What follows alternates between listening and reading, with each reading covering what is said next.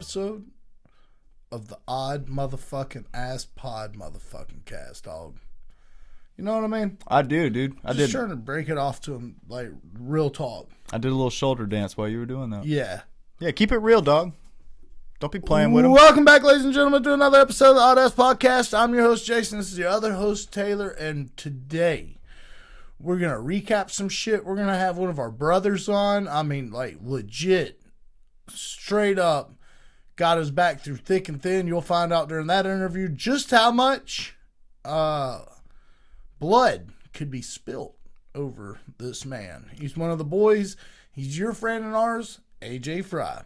But before that, we're going to go over some recaps. And then after that, we're going to do some fighter picks and some talks, some gossip, some politics, if you will. But first, Taylor, why don't you start us off as always, brother? I'll do it. My man, so I really enjoyed this card. It wasn't like a mind-blowing card or anything, which is what made me enjoy it even more, is that I was pleasantly surprised at a lot of these fights that happened. I mean, good matchups. I mean, you could kind of see how these were going to go down beforehand, but still got to see like some of my favorites, like Charles Johnson win. You know, I love that. Get to see Mick DeBeck go in there and do what the hell he does. Yeah. But first, I'm going to start with Vitor Petrino versus Steven Asplin. Man, I thought either Steven Asplin was going to go out there and knock him out quick or Vitor was going to knock him out quick, but neither one of those things happened, bro. They slugged it out the whole time. Dude. And Steven Asplin did not look like himself at the end of that fight, dude. Nah, man. Wild fight, bloody fight, great fight. People, you know, I saw some mixed reactions to it, but I think that was from a bunch of casuals that had no idea what they were talking about. Now, were they both tired? Yeah. And so would anybody else towards the end of that. That's right. Bludgeoning. Steven Asplin knocked him down a couple times. Vitor Petrino wasn't giving up, sliced him up, big dog. And the story of this fight was who's got the bigger heart. And it turns out both of them have probably about the same size heart because they fought till the end, dude. Yeah. Normal size heart. Normal size. Now, I'm going to back it up a little bit. Let me just take it back a little bit. Go ahead. So, we ended this card. Nice little belch 6. there. Thank you, sir. Yeah. I tried to do it away from the mic, but you know these pesky mics, they just. I saw the little thing go up, and I was like, well, caught it, so I'm going to say something about it. All right. Well, I hope you guys enjoyed that. Anyway, we tied this card in picks. Both had 6 correct picks, or 7. I think it's 7. 6 picks sounds better, but 7's cool. 7. It just rhymes. So, yeah, 6 no, picks. You're right. Sounds a little more accurate. So now we're at 98 to 101. You got 101, I got 98. We're getting up there in the digits, brother. Amen. You just hit the trips. I mentioned towards the trips. Got a couple left. You know what I mean? But you know we're gonna break this tie. Yeah. On this next card, and we're gonna talk about that next card in a little bit. But first, let me get to the second fight that we picked, which is Chris Curtis versus Mick DeBeck Oral by. My man. I've got a little bit to say about this one. You take it away. I'm not upset at the way this went. I'm not, dude. I'm not upset at the way this went. Dude, these guys knew what they were getting into. Okay? You could hear his coach, legendary coach, Eric Nixick is one of the best coaches. I don't understand where the buffer is between. I'd like to just sit down with Eric and ask him, you know, just off screen, obviously, nothing, you know, but what was the game plan? You know, what was the game plan here? Because obviously it seemed like they wanted him to touch him and push forward. They didn't want him on the back foot. But even when he was pushing forward, Mick DeBeck was just swiping him up, big dog, and laying him down on his back. Excuse me. But I can't be mad at this.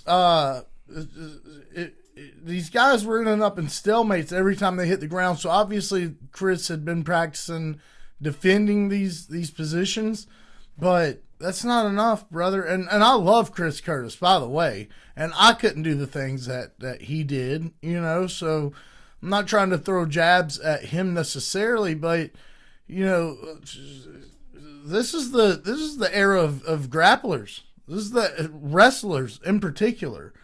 And when you know you're getting in there with the guys like that, you know, this isn't UFC 1 no more. It's not striker versus grappler. You got to be well rounded, and you got to be, they gave Max Holloway a black belt after defending off Charles Oliveira for 25 minutes. Mm-hmm. I guarantee you, Max Holloway would have loved to walk away with the BMF belt with a knockout, and just not gotten that black belt. I guarantee it. Guarantee it.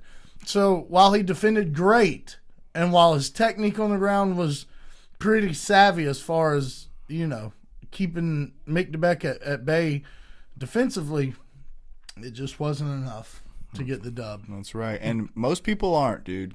Mick DeBeck is flawless when it comes to grappling, dude. Like, he has a special gift of getting you on the damn ground, getting his hands locked around your waist. Like, I mean, it looked superhuman at times, dude. No, it really did. How fast he would take his back, or just, I mean, it was nuts, dude. Mick DeBeck is a problem for anyone. Yeah, dude, those takedowns were slick. They were slick. He made it look easy, man. And Chris Curtis can be mad all he wants and say that he avoided the fight and everything. But like you said, dude, he knew what he signed up for, and he let it happen. Yeah. Whatever that means, whether that means not preparing properly, but you don't get to just say he didn't want to fight me. And it's like, no. It went 15 minutes. Yeah, dude. You couldn't do anything. Yeah, dude. You know? And that's just a fan's perspective. I'm not a fighter, but, got to throw it out there. Up next, we got Charles Johnson versus Bruno Silva. Yeah. I got to say, dude, Bruno Silva actually looked good in this fight. I was worried by the end of the fight that Charles Johnson might be losing this one. Didn't really have a take per se. I was just worried. I was like, ooh, this could go either way, man. And they gave it to Charles. I was happy about that. But Bruno looked good, man. Yeah, dude. This might seem a little crazy. I actually agree with that 30-27 scorecard. Yeah. But that's not one of those 30-27s where it's not a Mick DeBeck oral by 30-27. Dude, those rounds were close. Inched it out 30-27. Dude, yeah, and I mean centimetered it out, dude. Mm-hmm. Like that close. Razor thin, brother. But I'm glad Charles got back in the dub column, dude. Me too, man. He's been active, bro. Yeah, actually I was thinking that's something I just remembered I wanted to talk about tonight. And I'd honestly say Charles Johnson needs to take himself a little break, man. Because he didn't look as spry in there as we've seen him in recent. Because think about it, dude. In the past few years, he's beaten Joshua Van. I think he beat Tyra. No. What was the other one? It's like two top. Oh, Kavanaugh. Kavanaugh. Yeah, dude, beating two top contenders, man. I mean, he's been so active. He's just. I think he needs to take himself. And I'm not talking about like a long ass, bro. I'm just saying he needs to go away from it a little bit, dude. Because he looked a little slow in the ring. So I'm gonna speak. I'm gonna speak on Charles's behalf real quick. Okay. I heard an interview on the Ariel Helwani show. So let's cite the source, right? Cite the source. Prior to the fight before this one, he was on a break, and he was so excited. He really thought he was going to win that fight, and then that fight went the way it did. And I believe he got TKO'd, right? Pretty early, too. So he didn't really get to show himself. I think that he's really, really dedicated himself in the gym and put in a lot of work, and he wanted to come out and display some of that. And now that he has, I wouldn't be surprised if we didn't see a 3, 4, 5 month long breakout of Charles Johnson. Yeah.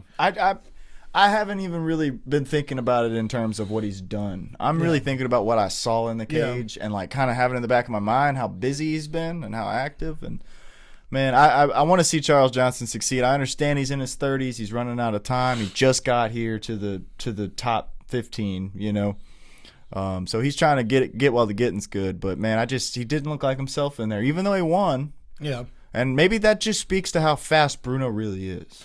Oh yeah, Bruno's dude. He's been in there forever. Both of them are veterans of the game, man. And I think having these fights so close together did a toll on Charles's body, and that's why he looked like that. And not to mention he got TKO'd like a month ago, something like that. So I'm sure we'll see a hiatus of sorts out of Charles. He'll probably still be in the gym, but yeah, I agree with you. I think that he should just take a little time. Hey, keep working the craft in the gym behind the scenes. Let's get a midsummer return in. You know what I mean? A June, July, maybe even August return. Because I got to be honest, man. Like, I've always been the kind of guy who, when I like a fighter, I want to see him in there as many times as I can. Mm-hmm. But watching all these for the past few years and doing this podcast, it's really made me realize that, if you want to actually see your fighter succeed and do well and watch him fight in good fights, then you kind of got to put him sparingly, bro. I mean, yeah. Especially when you do start getting into these ranked positions, man. Timing's everything. Because it might eat you up faster than you can get to the top. Yeah, man. Man, I don't know. These are dire consequences at this point when you're in the top 15, So. And the flyweight division at that's not as stacked as some of these other divisions. I mean, there's an argument that's kind of what happened with Tony Ferguson, man. Yeah. He tried to go up to the top a little too fast. I mean, he won a shit ton of fights in a row. I mean, he was trailblazing to the top, but then he got to the top and he was so worn down from getting there that freaking Justin Gaethje just changed him, dude. Ooh, no. We don't have to go there. We don't have to go there. Let's come back to this. Let's come back to this. We'll come back to this. Up next, we got Ion Cutelaba versus Umar Sy. And this one, I think, surprised both of us. Oh, yeah. No, dude. And you know what? I've got a take on this one, too. Ion Cutelaba needs to get his fucking shit together, bro. All right. The guy's always been edging into contendership or a contender, right? Either right outside of the top 15 or top 15, top 10-ish. Barely scraping in that top 10. I think the motherfucker's comfortable, dude. I think he's comfortable. Okay, I think he gets into these cool contracts. He's got to be making some good money. I don't know if you've seen what this dude does off, out of the UFC. I think the motherfucker gets comfortable with his money, and he's like, man, maybe he doesn't train hard enough for some of these fights. Maybe he doesn't prepare the right way for some of these fights, and he lets the outside life get a little bit of the better of him. And, I think that this fight I might be wrong. The way he was fighting, this might have been the last fight on his contract or next to it. And it looked like he was trying to be like, oh, no, I still want to be here. I actually really want to be here. Yeah. He's planning himself as a journeyman in this organization. Yeah, dude. But, dude, think about it this way. How much is $100,000 worth in the Republic of Moldova? Yeah, exactly, dude. Come on. Fuck bro. Winning, bro. Give me that money, dog. Yeah, that's dude. probably what he's saying.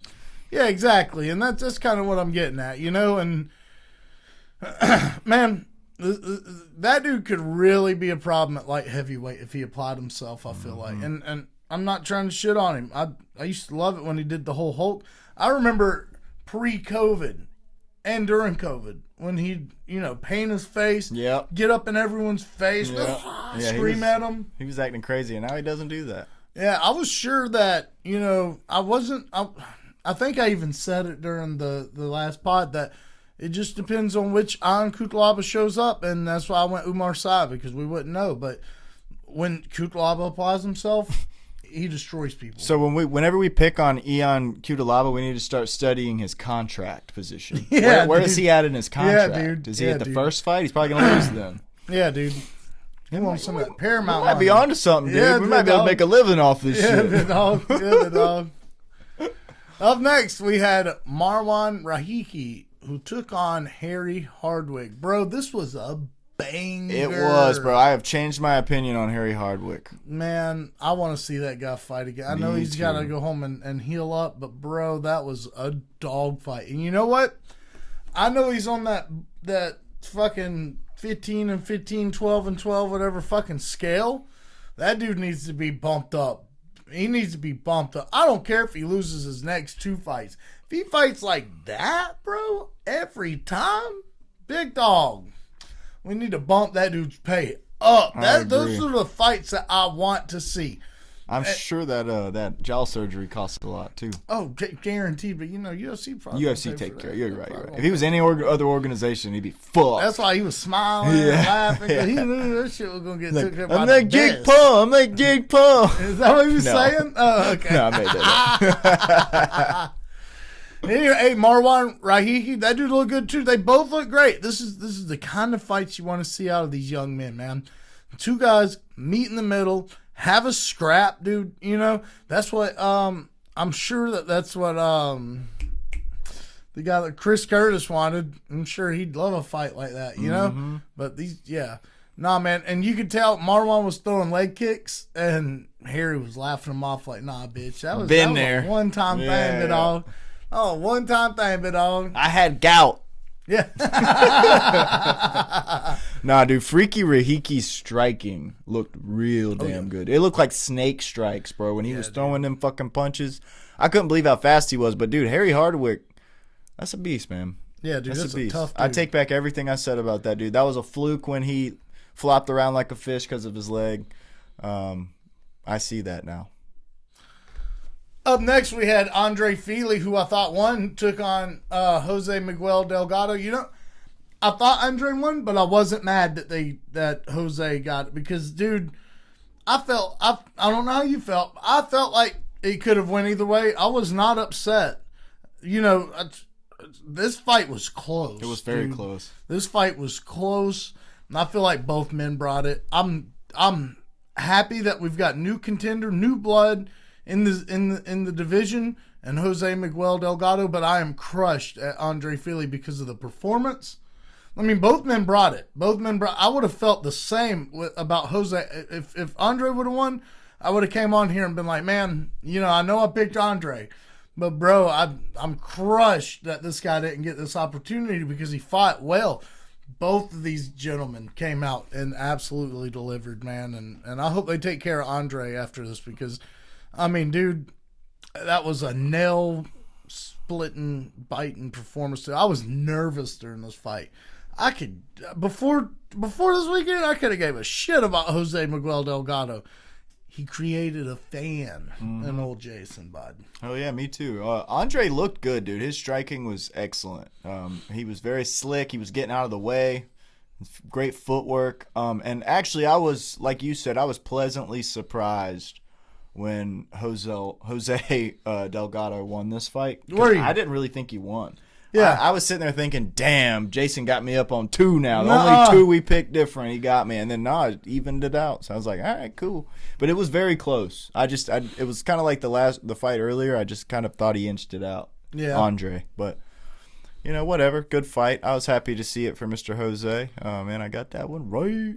Yeah, dude. Yeah, I forget about these things whenever I'm watching them. I completely just after we do these, I go home. I don't see how you forget. We do it every single week. I know, but I get so laser focused when these fights are happening, dude. And whenever I'm watching, dude, you've been with me when I watch fights.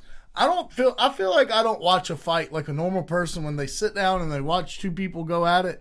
I'm looking at their feet. I'm looking at their hands. I'm looking where their eyes, where they're looking. I'm looking at their shoulders, the little minute movements. Yeah, you're not present when I'm watching a fight with you. I'll literally be talking to you. I'll be like, yeah, so then, and you're just like, oh, God! Oh, God! I'm like, all right. Yeah, I mean, pretty much. Dude. It's like I'm not even talking. Get off the fence! I'll just go fuck myself then, okay. Oh, my goodness. Up next, we had Amanda Lemos, who took on our girl, Jillian Robertson. That's right. Went just about exactly as we expected. I will say Amanda was putting it on her at the beginning, though, bro. Bro, yeah. No, Amanda looked like she wanted... Dude, I think the whole fight she was trying to put it on until she got her down. Well, she was trying, but I feel like Jillian figured her out in the later rounds. But that first round, dude, looked bad for Jillian. I thought she was going to get finished, bro. Yeah, dude. It didn't look good. But she got a hold of herself. She stayed calm, and she went in there, and she did what Jillian does, man. And, I mean, it wasn't like a freaking... It wasn't a landslide victory, dude. It was a very close fight, but you know, it's Jillian's style, man. She just goes out there and dominates on the ground. Yeah, dude. You know what, dude? I wish I could smoke weed. I'd smoke weed with Jillian Robertson. Me too. I would. I wish I could, dude. God, dude.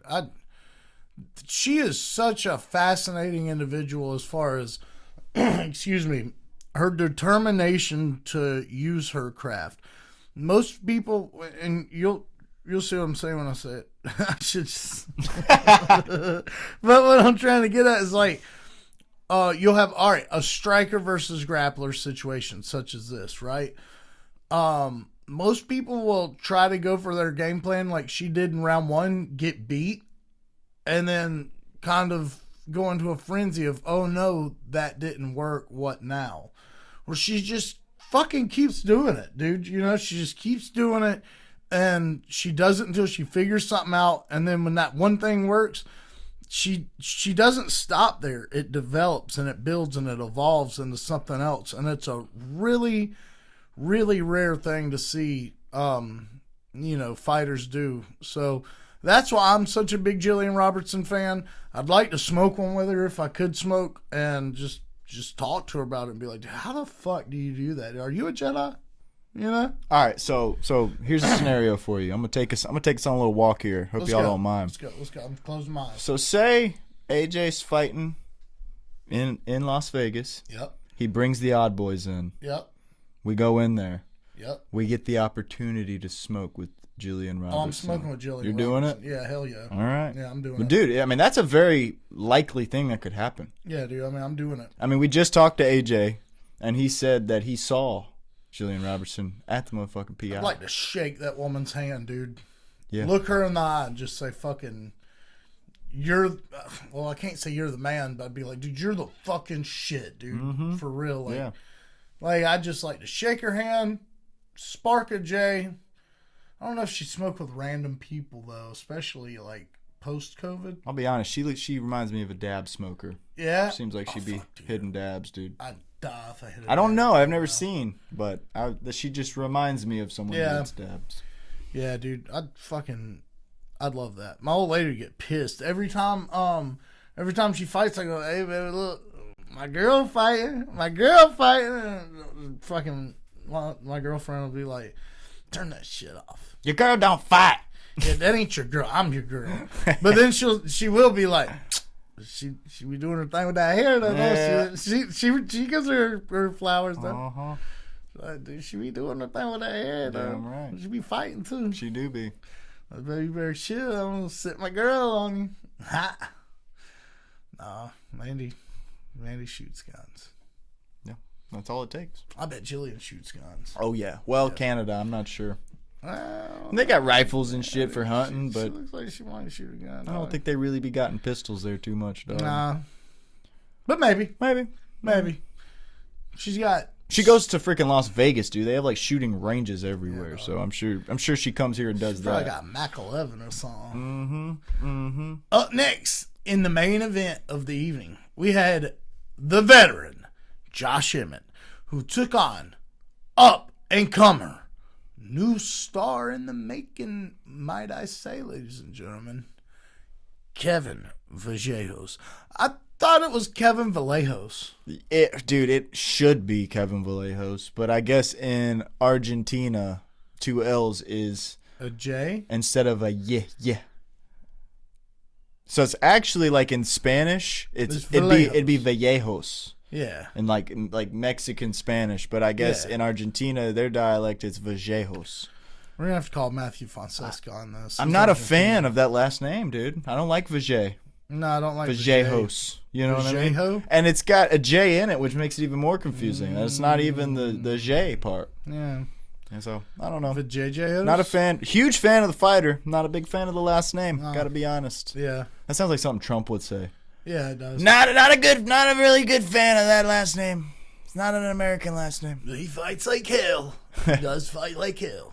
He went out there and brutalized our American brother. No, dude, seriously, the 3 minutes and 33 seconds, bro, made it look easy. Josh Emmett landed 3 strikes. 3 total strikes, my man. I knew Kevin was going to win this fight. I was devastated in the way that he did it. How do you get off 43 strikes before someone lands 3? Josh landed 3 strikes. Even landed 3 strikes or landed more than that? No, I don't think he landed 3 strikes. Well, maybe they were like... Yeah. Maybe when... Leg kicks, maybe? Maybe when Vallejos Vallejos knocked him out, his leg accidentally kicked him. Yeah. That could be. Says he threw 12. I could believe throwing, but like... Are these landing, you know? I don't believe these strike counters are correct. I'm not sure, but beautiful display by Kevin Vallejos. I think this man is going to be in the top 5 in no time. Oh, yeah, dude. What would you like to see out of Kevin next? Kevin. Can I tell you who I'd like to see? Yes, tell me. Yair Rodriguez. Dude, that'd be a sick fight. Where is Yair Rodriguez? Where has he been? I don't know. I mean, does USADA know? Have they been giving him tests or anything? 'Cause somebody ought to know. I don't know, bro. But one thing about it is I'd like to see him fight Yair. Another cool one. Depending on what happens with Diego Lopez and Garcia, I'd like to see him fight Diego Lopez. That'd be sick too. I like that fight. Yeah. I want to see him fight those guys. That's a dog fight. Correctamundo. Correctamundo. Well, guys, hey, that was a recap of UFC Fight Night. I can't remember the numbered event, but That's not numbered. no. Nope. Well, that is our recap of UFC Vallejos versus Emmett. Up next, we hope that you will enjoy this because we have friend of the show, friend of yours and ours, brother, some would say blood brother, some would say the best of the best, AJ Frye. Let's fucking go. Did you blink? I did not blink. What happened? We're trying something here. Oh, are we doing a staring contest right now? Yes, we are. I'm fucking nasty at these things, boys. Oh, shit. I need to pick up the phone for this because I need to see if y'all are cheating. Hey, dog, we've been preparing for this How long have y'all been staring? like 3 months straight. Too long. I don't want to lose. I might lose. Yeah, lose. Yeah. Can you feel the burn? Can you I can feel the burn.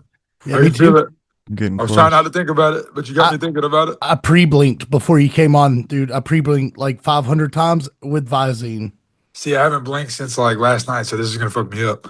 Oh yeah, dude. I haven't blinked since like fucking December, bro. I'm out. All right. Let's go.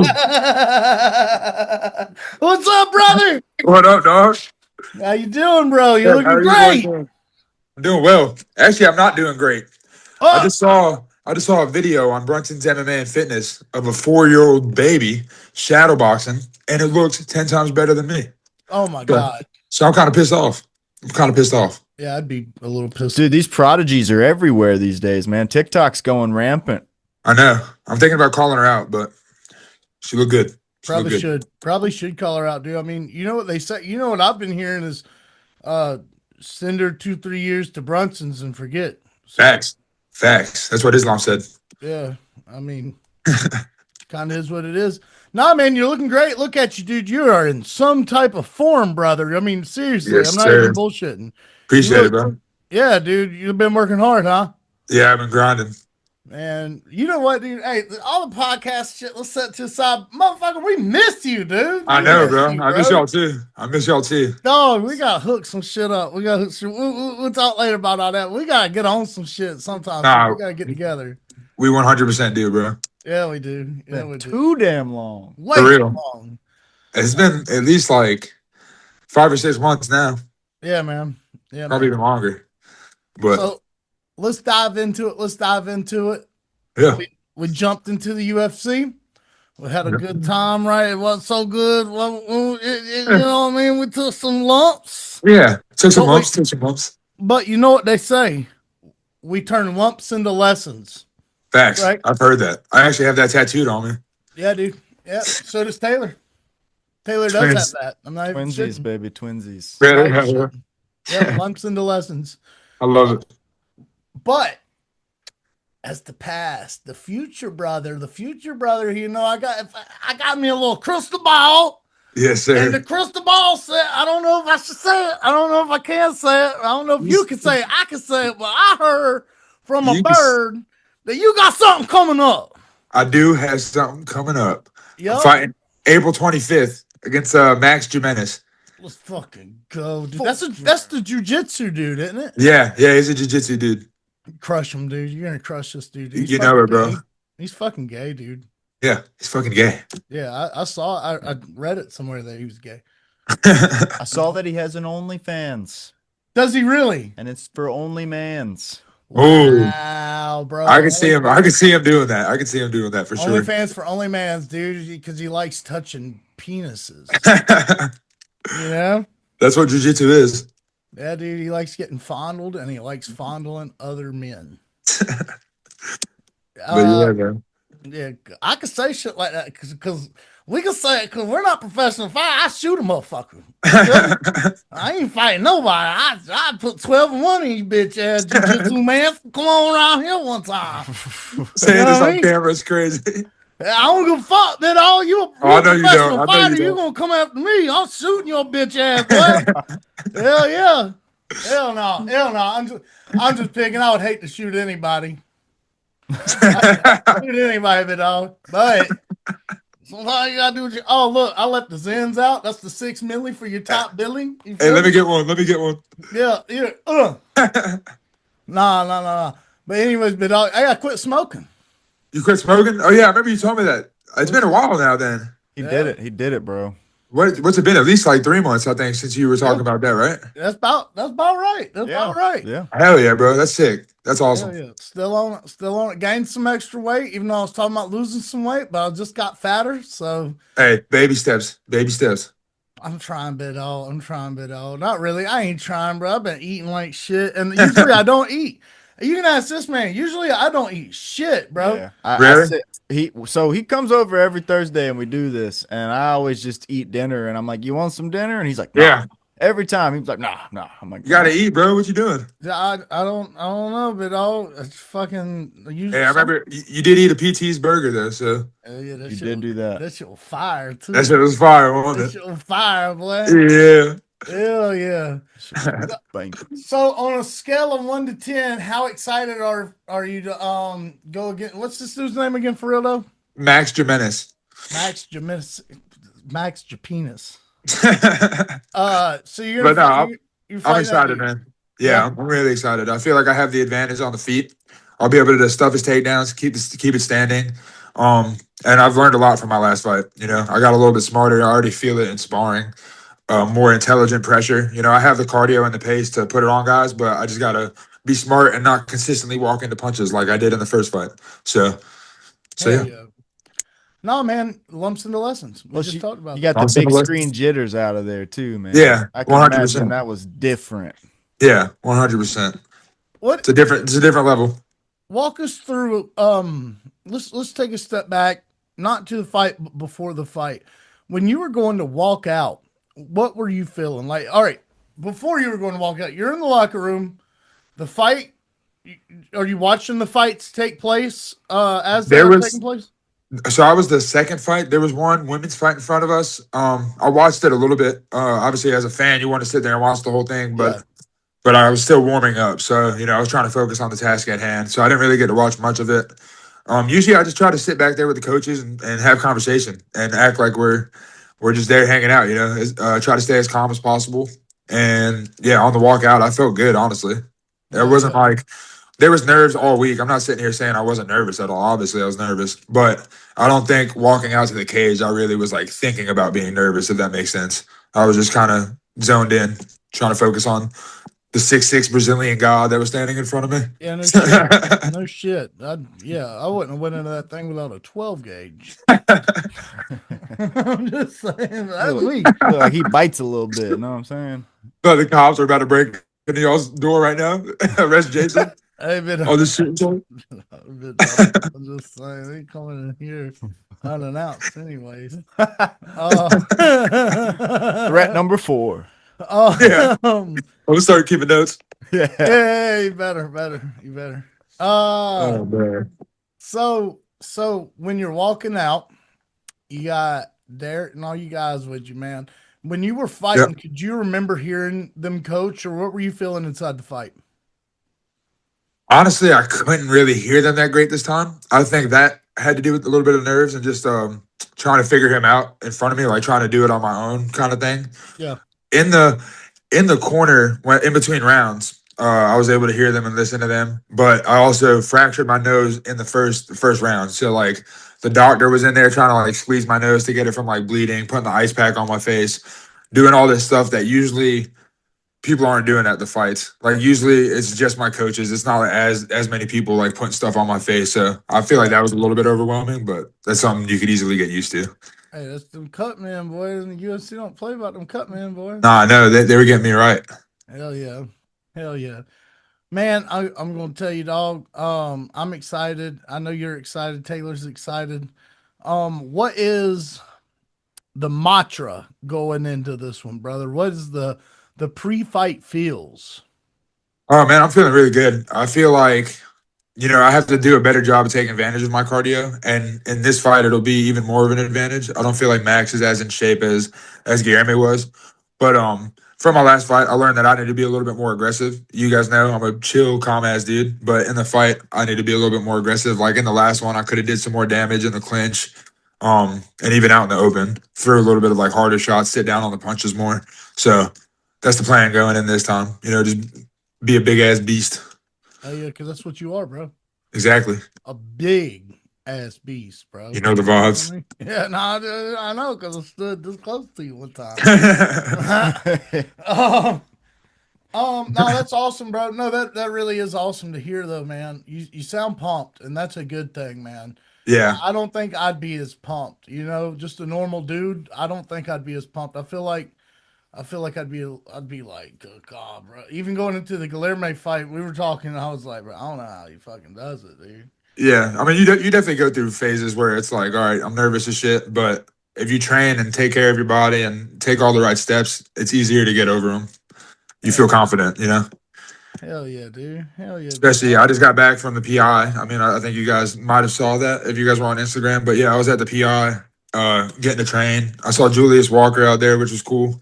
That's I our know him. boy, dog. That's our Yeah, nah. boy. He's Julius- long distance, but Yeah. that's still our boy. He's cool as fuck. He's a good dude. Did you tell him about the Odd Fellas? Nah, we talked briefly. We were both in the locker room, and he was having conversations with some guys. But I just said what's up to him because I know him. He trained with Justin Frazier too, I think. Yeah. And so that's how I kind of like knew of him. And then you guys did the podcast with him. I was like, all right, bro, seems cool. So I said what's up to him, and then he was like, telling me he's been talking shit to the NFL about potentially doing like a UFC versus NFL basketball game. So he was asking me if I would want to play on that. I was like, hell yeah, we would cook. Oh, dude, that'd be But, sick. That'd be super sick. But yeah, I saw that he's thinking about going out to Vegas to do some camps, which is pretty cool because I was just thinking the same thing while I was there this past week. Headed out there for some camps and stuff like that. It's be dumb if you're a fighter and you don't take advantage of the PI. I mean, they have like all the strength coaches, all the stuff you need for recovery, food. So No, for a fact. So let's jump into that. Let's jump right into that. So if you were to go to Vegas, you'd primarily train out of the PI if you were to do a camp out there? yeah, I haven't really talked to Derek yet. I would obviously talk to Derek first, see his 100%. opinion. Derek's my coach, and he will be my coach. Everybody from Brunson's will be my coaches until I'm done. So I would figure out how I could get them out there with me. It's something we're still planning. But yeah, I would train primarily out of the PI.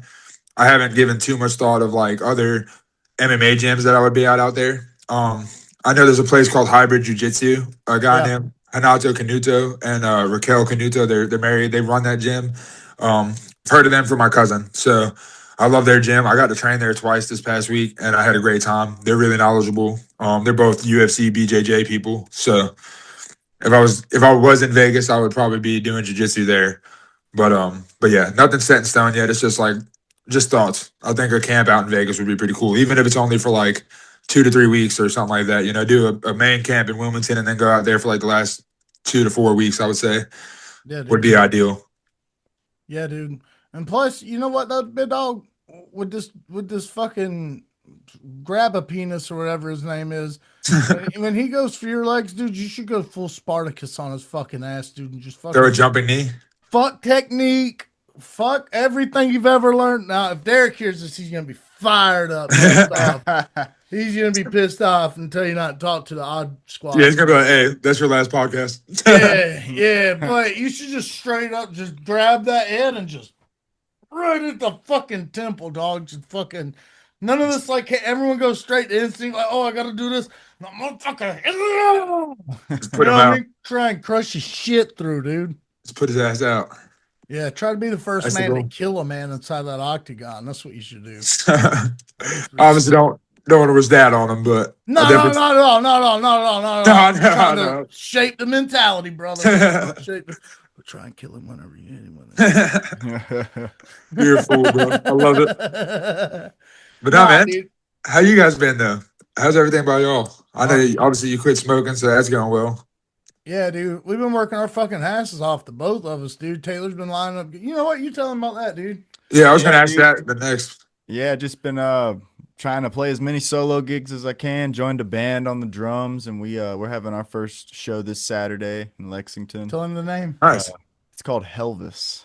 Elvis? Oh my god, I love it. It's a metal Elvis band. I love it. Our lead singer dresses up like Elvis, and we play metal. It's gonna be sick. No, it's Really? fucking sick. Yeah, that's badass. Yeah, dude. So I'm really pumped about that.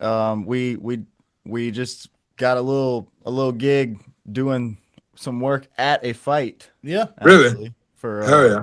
yeah, so that's gonna be super. Yeah, fun. for Conflict MMA. Oh, okay. Hell yeah. Where That's sick. Malcolm Wellmaker's out of. Yeah. Was out of. Yeah. Yeah. Gonna be in the press box for that one. That's sick, bro. Yep. Yeah, I'm man. gonna hold my nose like this far up, dude, and everyone else around us, dude. I'm just gonna look down at like weebs. Dude, Yeah, it's so fucking cool too losers. because it's here in this town. Oh, really? Yeah, so it's like 5 minutes up the street. Oh, that's sick. Yeah, Yeah, it's You gonna can't be beat that. yeah, man. Yeah, Hell no, yeah. dude. And I've been just working, man, back out on the homestead. Been out there for, I don't know, a handful of months, weeks. I don't know. That's how you know you've been working. Yeah, dude. Nah, for a fact, dude. And then just getting off work and continuing to work. I bought a pickup truck. It's 4-wheel drive. That's Hey. pretty cool. That's pretty cool. It's You slick. gotta come back to Wilmington and take that shit on the beach. Nah, I ain't doing all that. I ain't doing all that, bit. I ain't crazy like that. But I tell you what, you come on down here, and All right. the 3 of us will take that shit through the swamp, though, boy. So the beach is more crazy than the swamps? Yeah, cause you get penalized if you get caught stuck out there. Like we get stuck in the swamp, we just fucking We just fight our way out of it. fuck yeah, dude. We use our heavyweight UFC fighter friend. Yeah. That's some good training right there. Yeah. Nah, I got this buddy named Daryl. He figured out anything under the sun, bit dog. Yeah, Daryl just sounds like a strong ass redneck. Yeah, Yeah, just call him Daryl. Yeah, we're just talking bit dog. He'll figure that shit the fuck out now. Hell yeah. Shout out to Daryl. Yeah, shout out Daryl. For a 12-pack of Pabst Blue Ribbon. Dude, probably cheaper than that, bit dog. Probably cheaper than that. I'm not gonna. I was gonna say something. I was gonna say it though. No, but that's what we've been doing, brother. So I wanted to ask you more about the PI, man. So you got a lot of experience there. What's your favorite part about the PI? That's a great question. Yeah. I'm big on recovery, so I like the fact that they have a red light bed and they have the cold plunge in the hot tub. But my favorite part of it is how cool like every worker there is. Like they're super helpful. They're timely with their meetings. You know, the professionals that I worked with for my test were like explaining things thoroughly, and it wasn't like they were just doing it because it's their job. They were doing it because they genuinely care about helping fighters like become better. So that was really sick. Just going to get to experience all that. Now shout out to those guys, man. For real. No, that's awesome, dude. You know what, dude? We should do we should try and get to the PI, dude. That'd be sad. Well, I don't think it's open to the public. I've actually tried to go to the PI. No, but I'll put a word in though. Oh, okay, yeah. Just call Dana. Call Dana. I'll figure it out. Yeah, just FaceTime Dana real quick. Yeah, hit 9 on speed dial. I dude. got him, dude. Bro, don't act like I get Dana on the phone. Hey, here's what. When I'm better and I'm up in the rankings and stuff, I'll be able to just get your boys in. Hell yeah. just say that. Fly out. I ain't cool enough yet, but we'll be there. We'll get there. Hey, you're Yeah. cool enough to us, bro. Yeah. That's all that matters, bro. Yeah, dude. I was telling AJ he'd come to the property. We'll do a Muhammad Ali like training cardio count. Hey, by Yeah. the time you do, we might have us a little octagon built out there. I got spare wood in the garage, bro. Hey, I can spar Daryl. Daryl seems like he'd be a tough opponent. Just be out there. Daryl ain't getting in there with you, dog. Daryl's smarter than that. Daryl's smarter than that. He's drunk by about 3 p.m. too, so I don't know if that's a good idea. No, Probably not for me. no. Daryl's close. Feels no pain. Yeah, no, dude. So whenever you're up there though, what are some of the fighters you're seeing while you're up there? I know you said you saw Julius Walker, but we always hear like Marab's always up there because he lives in Vegas. Have you seen Marab? So I didn't see Marab in person, but you can order meals through the PI, and then they put it in this fridge for you to go pick up. And when I went to go pick up my meals, I saw Marab's name right next to mine, so I was like, "Oh, that's pretty sick." I'd have took that shit. Take a picture of that shit. Dude. Yeah, I thought about stealing his food, but I was like, this dude would beat my ass. And yeah, so I saw Marab's food, and then I saw Aljamain Sterling. Actually, he was like at the front desk. Jamal Hill was at the front desk. Shut up. Yeah, there was one day I was walking out, held the door for Jillian Robertson. That was pretty sick. Dude, Jillian and Aljamain, all right. Those are two of my.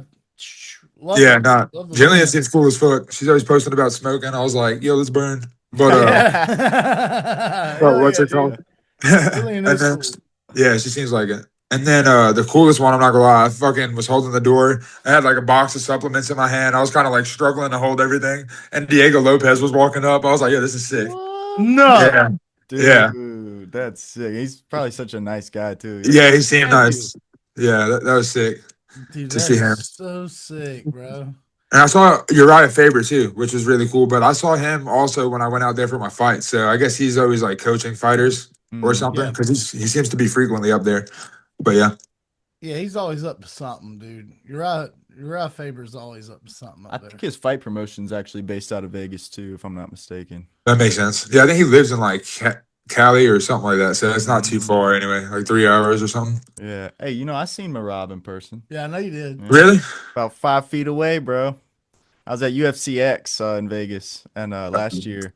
And he was walking to go do the autograph booth or whatever, bro. And he walked right by me, and someone walked up to him, and he like was about to fight him straight up. It was like a crowd of people, a crowd of like security agents around him.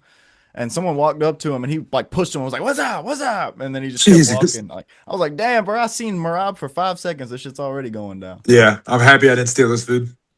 Yeah, dude, don't do that, dude. We was just totally playing, dog. That's a terrible idea, dog. He's from Georgia too. Them boys don't fuck around, dude. Nah. His ass doesn't get tired. Tell him I'm from Georgia too. Back up. I'm just playing, dog. Would never tell me wrong with that. Different kind of machine, though. Yeah, different kind of. I'm bulldozing. You know what I mean? But anyways, well, that's awesome, brother. That's awesome. So you're back home now? Yeah, I'm back in Wilmington. I got back like mid Tuesday day. Hell yeah. Back in the gym already, right? Yeah, 100%. Cool. We doing 2 days? Yeah, usually 2 to 3 sessions a day. Been focusing more on lifting this camp. I obviously always lifted, but there would be some days where I like kind of let one slip by. That's not the case this time. So I'm trying to get stronger, obviously. So I do like Monday, Wednesday, Friday lifts. I do my fast-paced cardio on those days. Okay. And obviously on top of like skills training, like kickboxing class or jiu-jitsu or whatever the skills session is for that day. And then Tuesday and Thursday, I do a skill session class, and then do like a long distance run or a long distance on the assault bike or something like that. And then Saturday straight sparring, and then like some light workout after. Yeah. So unbeknownst to you, we got spies in the gym, big dog. We got spies in the gym. We heard you only know because I told you.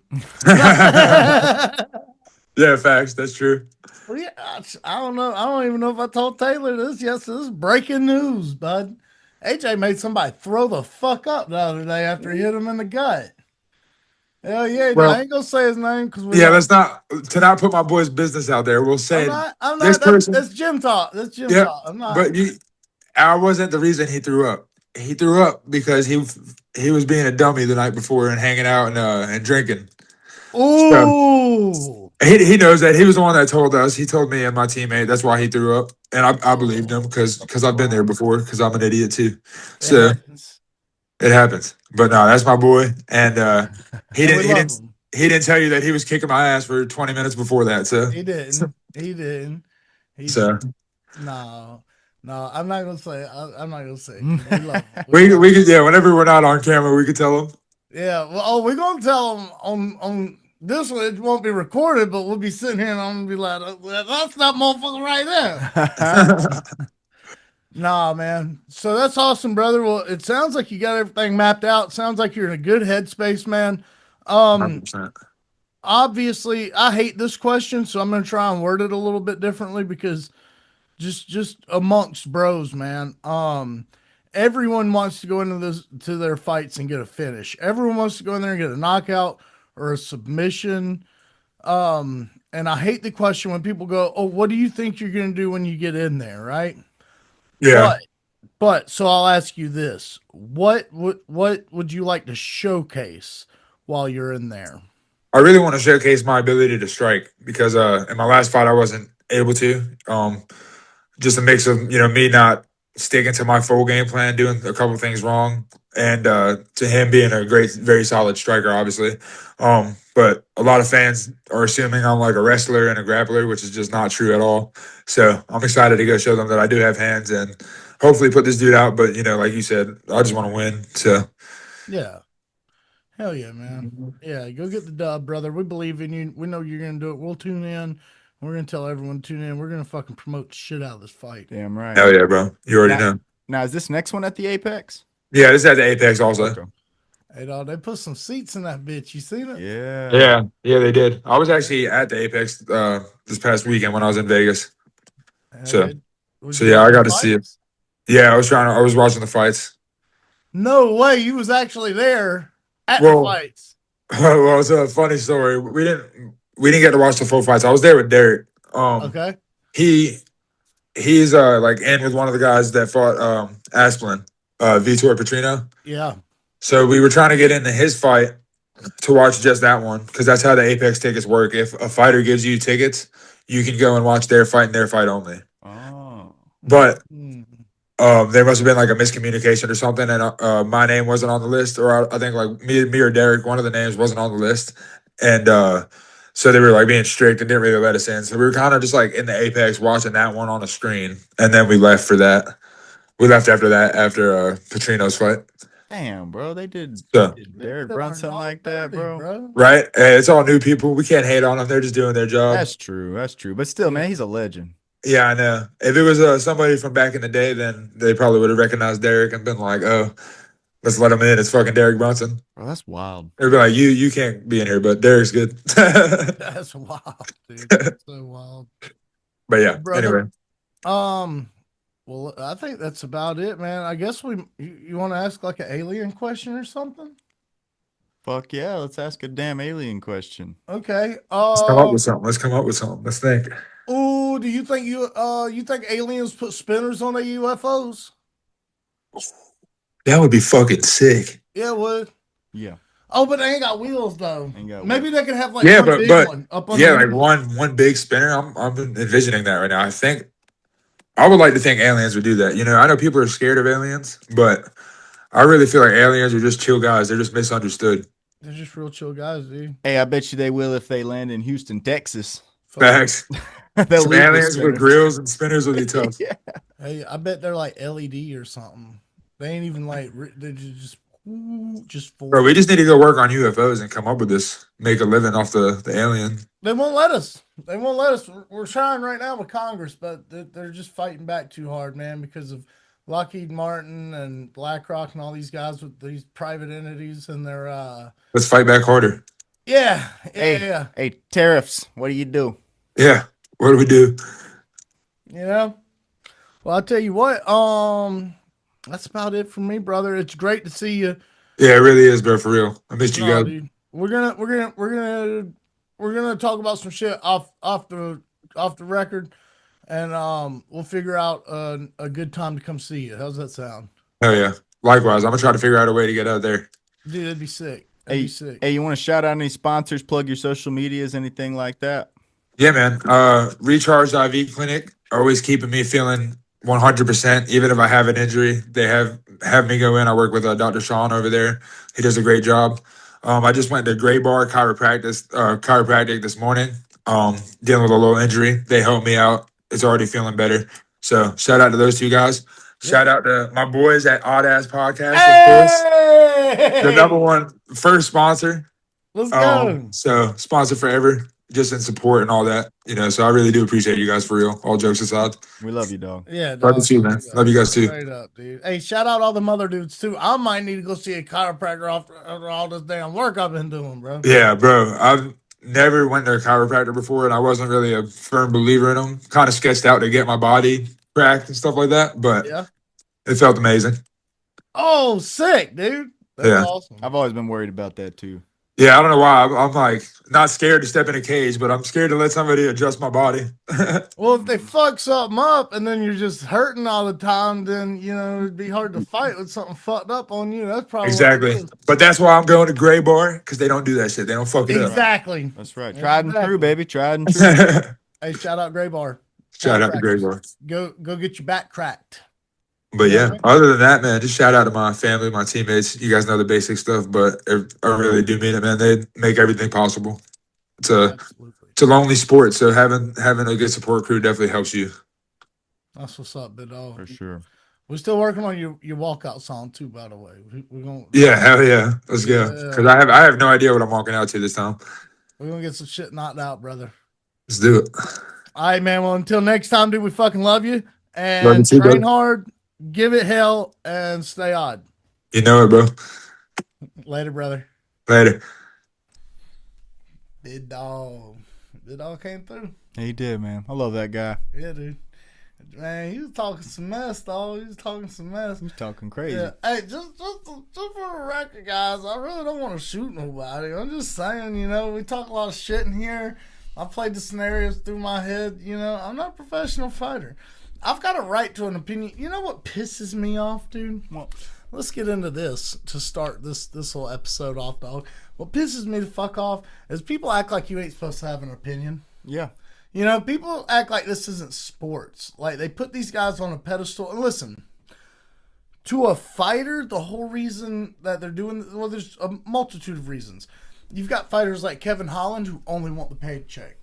Then you've got fighters like Alex Pereira, John Jones, Kamaru Usman, Khabib Nurmagomedov, Islam Makhachev, Conor McGregor, even though he was money. But you got these guys that do it for the legacy. Muhammad Ali, they do it for the legacy, to be the greatest that they can be. You know what I mean? But what pisses me off is when people go, you're not supposed to talk about him like that. Why? Because he can kick your ass. Why would he kick my ass? Why would he even care what I say? Right. What am I doing to get in the way of his mission? He's on a mission, and by God, if somebody came to me and was like, Jason, you fucking suck, you're fat, you smell funny, and you can't fucking work like I can. Does that mean I'm supposed to be, I'm not going to be affected. I'm not going to say, fucking, all right. Because why do I care what you think? Yeah, I don't give a fuck. Great. I'm glad you feel like that. Another thing, when fighters get their panties in a wad over stuff like this, and guess what? It doesn't happen often. Most of the time it's fans that come back and go, oh, you can't say that. Motherfucker, make me stop. For one, because you're not a professional fighter, and I will fight you. Maybe. I'm a civilized individual of sorts. I just started drinking a new tea. I can't remember the name of it, but I tried warm tea the other day. So I would like to think of myself as a civilized individual. But if you're a professional fighter, I'm not fucking fighting you. I'm not fighting a professional fighter, big dog. I'll get in there and spar with them and have fun. AJ, Nakia, James, the boys, but they understand that they're on this level, and I'm here. There's not going to be a situation where we get into a fisticuffs, combat hand-to-hand situation where I'm ever going to, even start to ascend to their level. It's always going to be here and here. You know what I mean? So, but these fucking guys, yeah, I will say it. Fucking, you get your panties in the wad, you come to the doorstep looking for it, you're getting shot. You're getting shot. AJ seemed a little surprised by it. I was just saying, bit dog. Not AJ, but he was like, bit dog, I don't know you say that. I'm saying it with my whole chest. Want all of it. Hey, we got freedom of speech and freedom of guns. Yeah, and a lot of them. That's what it says in there. Freedom of guns. Yeah, dude. So I just wanted to get that off the chest. No, I'm glad you said that. Yeah, it's very, very insightful. Yeah, cool. So I was thinking, I don't really care to dig too much into it, but we had an episode last week and we didn't even mention the White House card. No, we didn't. So maybe we just go over a couple of these and talk Yeah. about the overall feelings, vibes of it. Yeah. Can we bring this up to where we could see it a little bit better? Not really, dude. It doesn't go any bigger? I'm having a hard time with that. I just try to do it like 100 times. I see. It just keeps doing I that. see. Yeah. I see. See, now it's even harder. Yeah. All right. Yeah, there we go. That is the best. You know what? I can read them for you. I have great eyes. I have like 100% great eyes, dude. Dude, I you eat know what? so many carrots. You eat so many carrots, dog. I eat so much spinach. I'm strong. Yeah. That's why he's got a green tint to him a little bit. Yeah. Mm-hmm. A jolly green fat giant. Yeah. The gelatinous green giant. That's You right. know what I mean? We're working on the green part. You got to eat a little more spinach, but we're working on it. we're working on it. Hey, you know what? Everyone's kind of shitting on this card because Dana and them, oh, it's going to be the best fight. Blah, blah, blah. He's the promoter. It's what he's supposed to do. And by the way, people take it to heart when Dana does stuff like this. The hardcores. And it pisses me off that people can be so gullible. Bro, he's not talking to me and you, Taylor. These are the guys that tune in every single week to every single fight on every single card, every single Saturday evening. He's not talking to us. He's trying to promote it to people who don't watch it. Mm-hmm. So he's gonna say stuff like that. If you're trying to sell a product and you believe in that product, you should do the same. And the man obviously believes in the product, and the product is that good. That's a whole different subject for another time. It is that good. It is. No matter how you want to say I've been doing recently. To get to the point, though, I think it's a great card. I think it's a stacked card. Other than just, I've got a couple questions as far as like the Bo Nickel fight. You know what I mean? Mm-hmm. But other than that, I really like the card. Now, I'm glad that they're giving Kyle Dawkins kind of like a good stepping stone to come up and do something miraculous. But, yeah, other than that's the only one that kind of throws me off. Yeah, very strange choice to have Kyle Dawkins on. Like, it kind of goes along with what you say about how they sometimes will throw these local guys from the places and it kind of ruins the card sometimes. It's kind of like, that's kind of how it feels. It's like, well, he's American, just throw him on there. It's like, yeah, but is that it? That's all he is? Yeah, It's Bo Nickel's American, so what's the I know. It's deal? like, I mean, how do you have Pereira and Gane co-main, but then you have Nickel and Dawkins as to represent America? I'm not shitting on Dawkins, by the way. He's a great fighter. He's in the UFC, but I mean, we're talking about the White House card here, which is something we've been talking about for I think like the past year, hyping up and getting here. And I think Dawkins being on this was like on no one's bingo card. Correct. 0 people. Correct. So I don't know. Seems like there was some better options there. Again, not shitting on Dawkins. It's just I really question that choice. Can you do me a favor? Yes. Can you bring up UFC middleweight rankings real quick? Can we do that?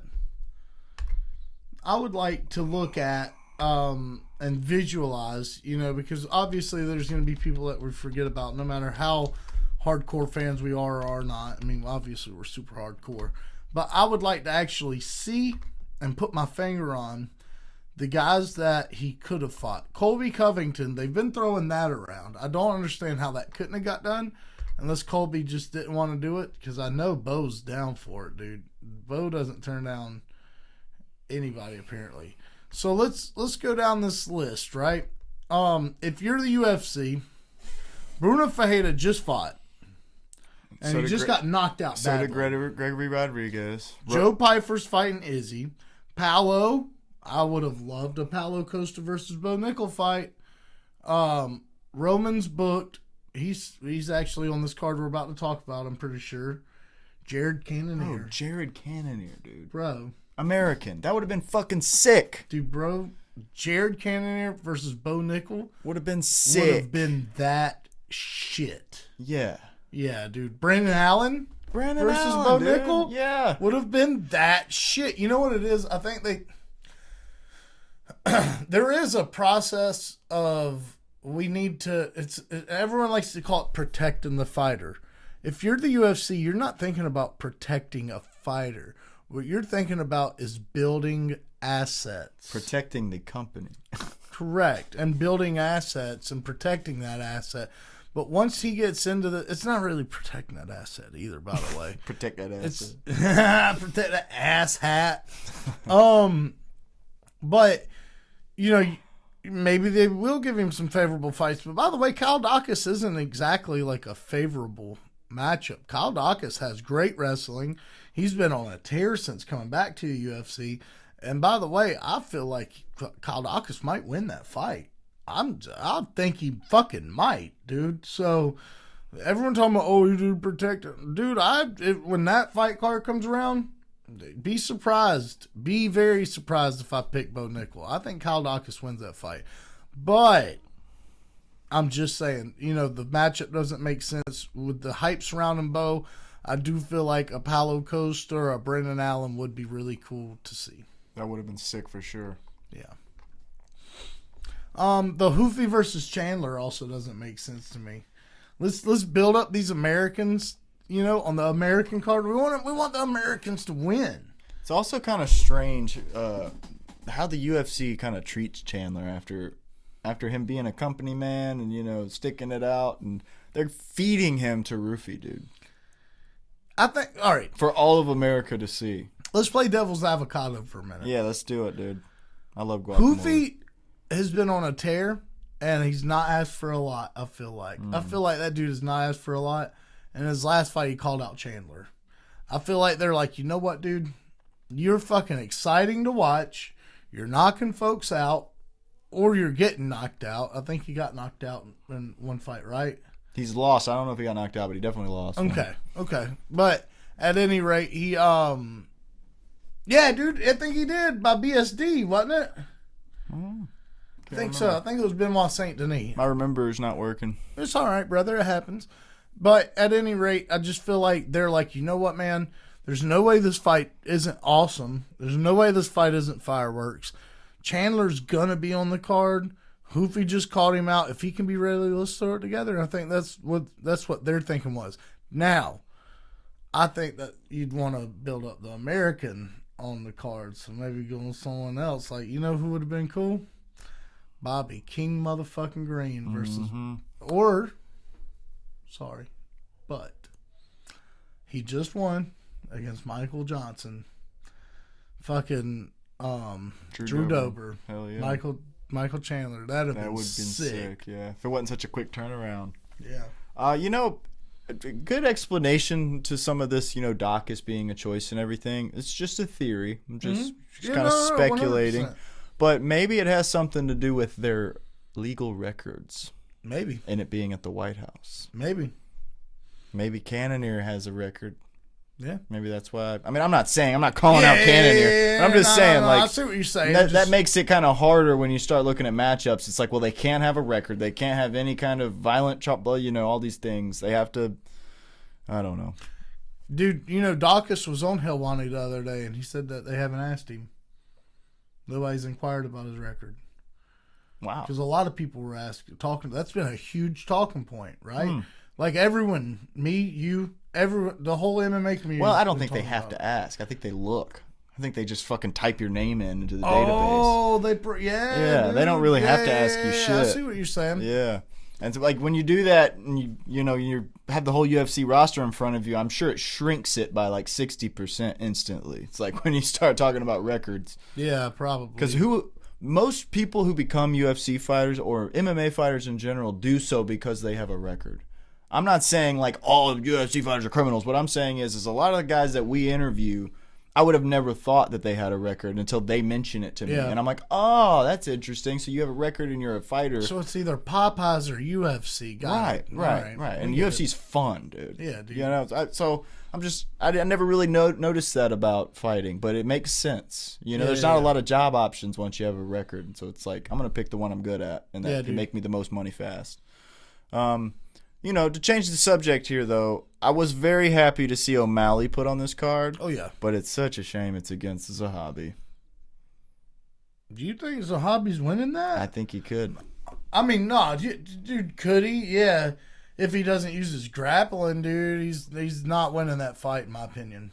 I think he will use his grappling. Yeah, I mean, he better. I've saw him go in there with just pure... See, I'm starting to realize there's a thing, and maybe this is just a thing I'm noticing, and I could be wrong, but there's fighters that go in there and stick to the fucking game plan to a T, and they carry it out, and they shut out all the noise. They don't care what's happening momentum-wise in the fight, who's landing more strikes. They just stick to the fucking game plan, and he seems like that kind of guy to me. Mm-hmm. And those are the people who systematically beat you in a fight. You know, whereas Sean O'Malley, I don't really think is that way. I'm sure he does have that. But he's always relied on his raw talent. Mm-hmm. So it's like he goes out there, and I worry about those type of fighters because you might just get that one guy like Merab. Yeah. Honestly, like even better, Piotr against Merab. Yeah. Picked his fucking ass apart. Didn't even think that could be done. Yeah. And honestly, Merab probably didn't think it could be done. And that's why he was just like, I got this. I do the same thing I always do. Yeah. And then Piotr Jan has an answer for fucking everything. Yeah, dude. So it's like, that worries me for O'Malley. I think Zahabi is that smart of a fighter, and I think he could go out there and totally just shut O'Malley down in this fight. You know how I see this fight going? If Zahabi does not submit O'Malley in the first round, I know Zahabi's got striking. He mixes it in with his grappling very well, and his feints are like next level. You got to give him that. For as unorthodox and awkward as the guy is, he puts that shit together and makes it work great. I see this going a lot like the Aljamain fight. A lot like it. I can see them coming out immediately. Zahabi getting O'Malley to the fence, trying to get him down. I don't think he's going to have a good time. Even if he does get him down, I feel like Sean's getting right back up. Maybe that first round is up against the fence, down to the ground, up against the fence, them clinching. Maybe even Zahabi breaking away for a minute and getting in a good shot, right? That second, dude, somewhere in that fight, that guy's going to make a mistake. And it just takes one, bro. That's just true. Takes one. Especially when you got a striker like O'Malley, dude. I didn't think Aljamain could get zeroed like that, dude. And he got leveled. And I love Aljamain Sterling. You know that. I love Aljamain Sterling. I love Sean O'Malley, though, too. And I've just got to call it the way I see it, and this is just my opinion. I see it happening just almost the same exact way, dude. I really do. Well, I mean, to speak to your point, I want O'Malley to win. Yeah, like, I would I imagine much prefer O'Malley win this than Zahabi. It's just, and you know, to add to that too, I've only seen Zahabi fight like twice. Yeah. But from what I've seen, that dude was flawless, bro. Dude, like, why didn't they do Zahabi versus Merab? That's a great point. Well, I guess I don't know. And Corey versus Sean. Yeah. That could have been on the same card. The same fucking card. That's a great point. That's a great point. Slipping. That's a great point. Then we got Poke Fest after that. Hopefully Gon doesn't fucking take down our last remaining heavyweight champion. Dude, I hope Pereira gets this done. This is going to be a tough fight, dude. It is, dude. I can honestly see, you know, Pereira is so dominant. He goes out there and he just makes people look like they've never been there before. I can honestly see Gon doing that to Pereira just in a freak accident. Just to, like, welcome to the heavyweight division. Yeah, dude. And I don't want to see that happen. I want to see Pereira go out there and do this. Yeah, dude. That's what I want. Yeah, dude. But I have a bad feeling, dude, that... And I want to see Gon get his fucking head kicked in or something, dude. Yeah, dude. I want to see Gon hurt pretty good. Yeah, or his eye poked out. I think he does that shit on purpose. I think he does that shit on purpose. Seems a little sus. Yeah, that whole camp does it. That whole fucking camp does it, dude. What's the other guy, the middleweight that trains with Gunn? Nasruddin Imavov. Yep. He's always poking people in the eye. He's always headbutting people. They both grab the cage 100,000 times. They literally, if you watch them train and then you watch them in the UFC, they literally fight like this. Yeah, no, they do, especially bro. Imavov. Yeah, and I mean that's how Gon does it too, you know. And man, yeah, I'd love to see Pereira get that third belt as well. I hate how sometimes you'll see a fighter go out there like this, and then sometimes he'll do this, and as soon as he does it, the ref will be like, fingers. But then you'll see somebody the whole time doing this, and they never say a single fucking thing to him. Pisses me off. I'm like, what the So you're allowed, if you start like that and you fight like that the whole fight, it's okay. But if you just do it for 5 seconds, it's not. Yeah. That shit's fucking dumb, dude. What about this next one? Topuria versus Gaethje, bro. Dude. Is this going to be Holloway versus Gaethje too? No. It's going to be fucking awesome. Be Charles versus Topuria. This is what I see this fight going like, dude. I want Gaethje to win. Patty Pimblett thinks Gaethje's going to win, but he hates Ilias, so he's probably going to say that regardless. Mm-hmm. And he has to protect his pride because he just lost to him. Yeah. Yeah, I think Ilias going to knock him out, bro. Yeah. I think Ilias going to knock him out, dude. It would be a crazy turn of events if he didn't. You know what? I kind of hope Justin wins. Dude, I'd be sick. That would be a fucking giant red stamp on his career, bro. I've been hearing this is his last fight. I wouldn't doubt it. It's and even if he wins that belt, like, he's not fighting again. That's what I've heard anyways. I don't know that. I've heard him say that if he wins the belt, he'd like to rematch Charles, you know? But I think that'd be about it if he did continue to fight, dude. Yeah, I want to see Arman versus Topuria so bad, dude. I'm glad. Me too. Gaethje's got the interim, and all of a sudden, interims matter. You know, when Tom Aspinall had the interim, it didn't make a fuck. When Tony had the interim, it didn't make a fuck, dude. You know what I mean? Mm-hmm. All of a sudden, interims matter now, dude. But this is just poor timing. I hope Gaethje can get the job done, especially at the White House, and that's all I can say about that. Yeah, that's all Garcia you need. versus Lopez is a sick fucking fight. That is a sick fight. Dude. That's gonna be a slobber knocker. They did great with that. Anybody question that? Because I see stupid idiots on the internet talking about it. Dude, they don't know what they're talking about. Bro. They both deserve that, and I would even go as far to say it should be a little further up on the card. But yeah, no, I absolutely agree with you. Mm-hmm. Yeah. Well, that concludes our White House talk. We're all pumped for it.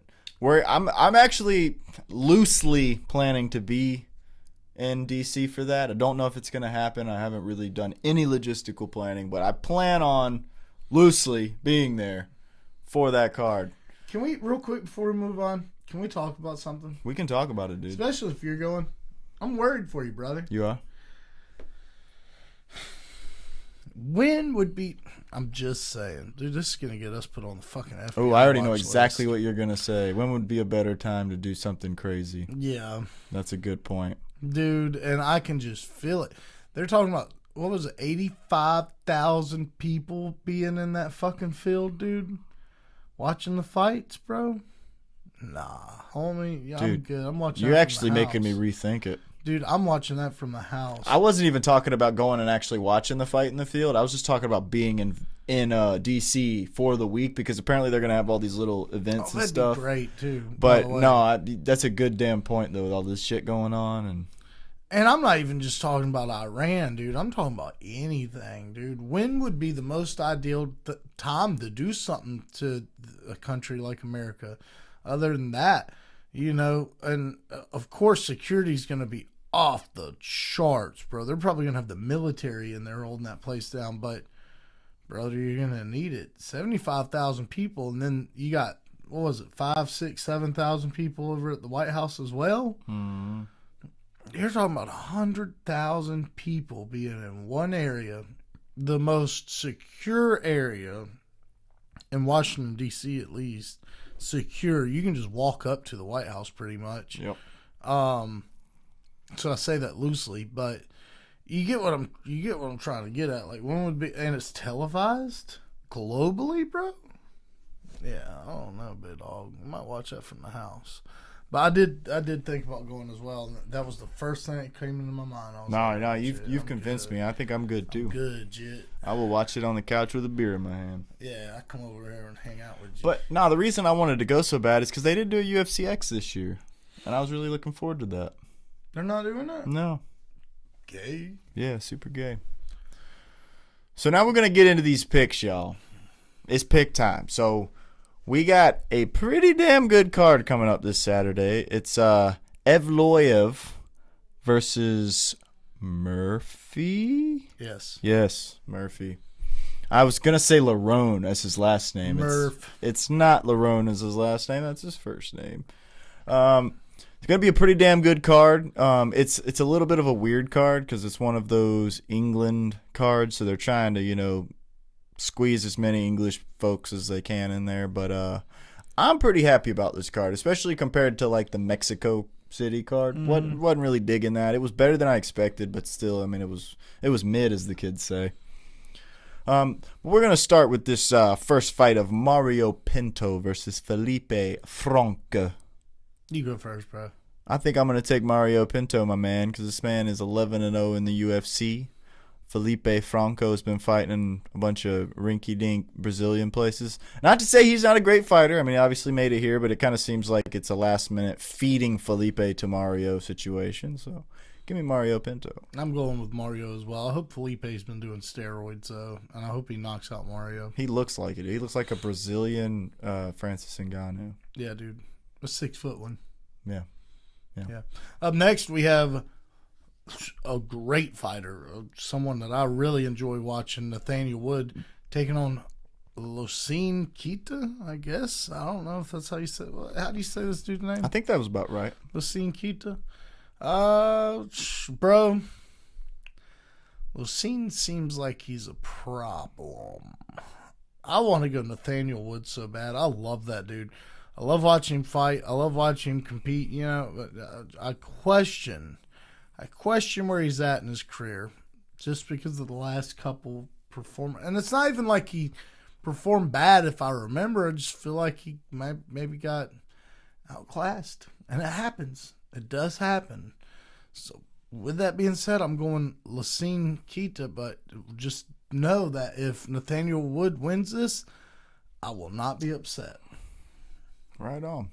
Well, I'm going to take Nathaniel Wood and be the contrarian on this one. And the only reason, really, is because Losine Kita has only really fought in, like, Cage Warriors in the past, I think, 6 fights I saw. Whereas Nathaniel Wood has been grinding through the UFC. Yeah. Now, I will say the UFC has been grinding through him back.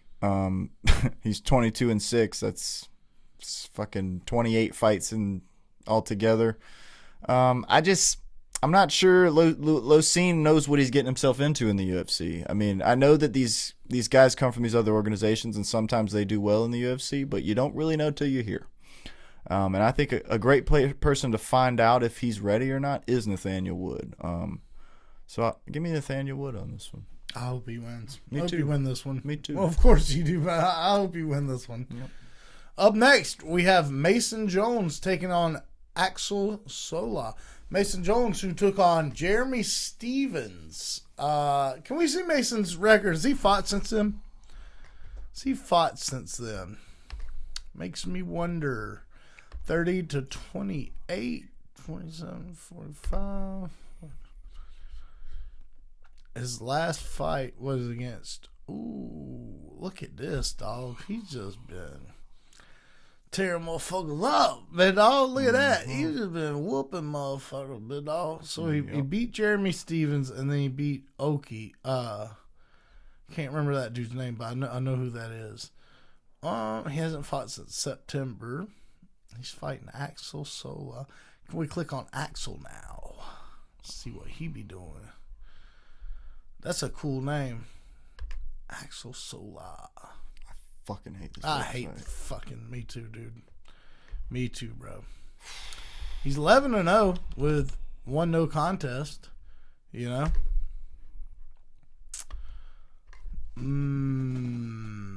Oh, dude, he beat fucking That's not Reese McKee. They're fighting at fucking lightweight. Is it? That's not Reese McKee. That dude's. Is it? I would think it is. Yeah. Huh. Well, if he beat that dude, then give me Axel. Well, no. Mason's more of a wrestler. Give me Mason Jones. Yeah, give me Mason Jones, bro. And the reason being is this dude looks like he's specifically a striker where Mason can switch it up. And he's got fucking dynamite in both hands. But he's also got great grappling. So I'm going to go Mason Jones. I'm also going Mason Jones. Yeah.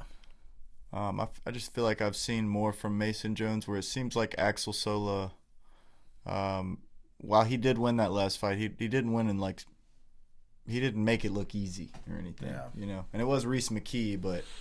It was Reese McKee. Yeah. Wow. Up next, we got Curtis Campbell versus Danny Silva. Now, it's kind of crazy this is on the main card, but go ahead, let him have it, brother. Fucking so mad. Let him have it. No, we'll do it. We'll do it towards the end of the card, dude. We'll do it towards the end of the card. I'll do it right now. Give me Danny Silva. I like Danny Silva. I know he's 8. Fuck, dude. I really want to go Danny Silva just because. I'm going to go Danny Silva, as a matter of fact. I mean, fuck, dude. Am I going to go? I like Danny Silva. I really do. I want him to win this fight, but is he going to? They are in England. Curtis Campbell's English. They're trying to, you know what I mean? Nah, give me Curtis, bro. And I don't know anything about this dude. I just feel like he's undefeated. Danny Silva's not the best, you know what I mean? But I like him, I like him. So I'm gonna go Curtis Campbell. Give me Curtis Campbell as well. I saw him on his Contender Series debut, and he's one of these patty boys. And he's got the thickest glasses I've ever seen, dude. His eyes like are Charles? his eyes are magnified like that big. Damn. And he looks hilarious. But dude, when he gets out there, he's got it all. I mean, he's got striking, he's got grappling, he's got good jiu-jitsu. So yeah, he's gonna be a problem. Curtis X-Ray Campbell. That's right. Even looking as goofy as he does, man, he's gonna be a real problem in the UFC. Big dog. He talks like Patty too, just like him. I know who you going in this next one. Yes, sir. This next one, we got Roman Dolidze versus CLD Christian Leroy Duncan. And you know I got Christian Leroy Duncan. I honestly don't like Roman Dolidze that much. He's got a lot of heart, a lot of grit, and he's actually a very great fighter. But at the top, he just doesn't seem to bring it all the time. Whereas Christian Leroy Duncan has not let me down yet, dude. That dude has been throwing bombs since the first time I saw him step in the cage, my man. Give me Roman Dolidze. Take him. Yeah, give me Roman Dolidze. You know what? I'll give him to you on discount. Yeah? Yeah. Yeah, we're not counting this one? Oh, no, we are. I'm selling him to discount. Never mind. All right. Okay. Nah, dude. I would go CLD. I actually kind of favor CLD. I just feel like a fire's been lit under Roman. I've seen some of his training footage. And, dude, this guy just looks a little different, dude. He looks a little different, man. And if he can bring that energy that he's been, having in fight camp, I feel like he could beat some guys up to the top 5 of the middleweight division, So I'm excited for this fight. It's really a toss-up for me. I don't know who's going to win. I've just seen the footage from Roman. And Christian, we already know what he's going to do. We already know what he's going to do. He's got fucking heat-seeking missiles in both hands. Yeah, I hope Roman doesn't fight like he did in his last, though. I'm taking a real big gamble here. I'm taking a huge gamble. I think Christian should be the favorite in this fight. I'm favoring him, but I've just seen some shit, and I'm like, bro, Roman's probably going to... If he brings that, dog, he'd be fighting for a championship in 3 months. So hopefully I'm right. Hopefully I don't look like a big dumbass because this is a crazy take. Well, you heard it here. Yep. It's an odd take. I'll give you that. Yep. Hey, Oddass podcast. Up next, we got Iwo Baranjuski versus Austin Give me Iwo. Lane. taking Ewo, bro. Yeah. I'm also taking Ewo Yeah, without dude. a second thought. First of all, I saw that dude in the Contender Series, and he's also got heat-seeking missiles for hands. I've seen his highlights, bro. He's kind of looks like Mirko Krokop out there, Yeah, dude. dude. It's fucking scary. And Austin Lane, he's a Florida guy. I mean, he's a journeyman in the UFC. He's been fighting everybody, but he's also been put down by a lot of people as well. So he's going down Saturday night. Yeah, too. yeah. I'm pulling for you in the long run, Austin Lane, but I'm sorry you probably don't stand a chance in this one unless you get lucky. He's a titan of a man, but Iwo Baranewski is whatever that next level above titan dude, is. top dog. Yeah. Up next, we have MVP Michael Venom Page taking on Sam Patterson. I'm going to wait for the rant. I've got a rant. Taylor, I've pre-informed him about said rant. We'll get into it in a moment. For right now, let's break down the fight and appreciate the fighters for who they are, and then we'll get into the rant. Because I feel like if I do this right now, it's going to be disrespectful, and that's the last thing that I want to come off. It'll be disrespectful to the fighters. We should not be hating on Sam Patterson for this. Obviously, we're not going to hate on MVP. This isn't Sam Patterson's fault. Give me Michael Venom Page, though. Give me Michael Venom Page. I wouldn't ever shit on Sam Patterson anyway because I've seen nothing but great things from him. I mean, he's got Conor McGregor level striking. Probably not, exactly at that level or anything, but looks like it. Yeah. Looks like Conor McGregor level striking. He's been knocking motherfuckers out, and he just so happens to train with Michael Venom Page, which I thought that was interesting that they matched them up for this card, even though they're fucking training partners. But whatever. Oh, we'll get into it. Definitely got Michael Venom Page. I think this is a great fight altogether. Just kind of a strange choice. Michael Venom Page is gonna, do what he does, in and out, striking like a damn snake. Hence the name Venom. And Sam Patterson's gonna be, doing slick striking. It might look like two Michael Venom Pages in there by the end of it. I'm not sure because Sam Patterson is quick and he's got tons of accuracy with those hands. Michael Venom Page is too much for most people. Yeah. So give me MVP. Up next, we have Luke Riley versus Michael Aswell, where Michael Page versus Sam Patterson should be. Right. But I'm going to take Luke Riley. I'm also going to take Luke Riley. If it was anyone else, in this fight, I would take Michael Aswell based on what we saw last time, dude. I became a fucking fan of that guy. Dude, I called him Aswell. Yes, I became a fan that night, dude. But Luke Riley, he's that guy. Bud. He's that guy. I think he's gonna give a lot of people a lot of problems in this division, the featherweight division. Yeah, bro. I'm excited for that fight. I mean, I get it. But bro, that's MVP's on the call. Anyways, all right. In the main event, we have Movsar Evloev taking on Lerone Murphy. Combined, they have 36 undefeated fights put together, bro. This fight has the longest unbeaten streaks put together combined in UFC history, I believe. I'm actually almost certain. You have Movsar who's 19-0 and Lerone who's 17-0-1. Brother, let me tell you something. I think I know where you're going to go with this. I know that I should probably go the same way, but give me Lerone Murphy and I'll tell you why, bud. Okay? Lerone Murphy has been shot in the face. That's true. A bunch. Mm-hmm. Right? More than once. Lerone Murphy. And anything more than once is a bunch. Yeah. Lerone Murphy has no quit in him, dude. Now, does he have the grappling skills that Movsar has? Hell no. It's not even close. But I feel like he's got more dog in him.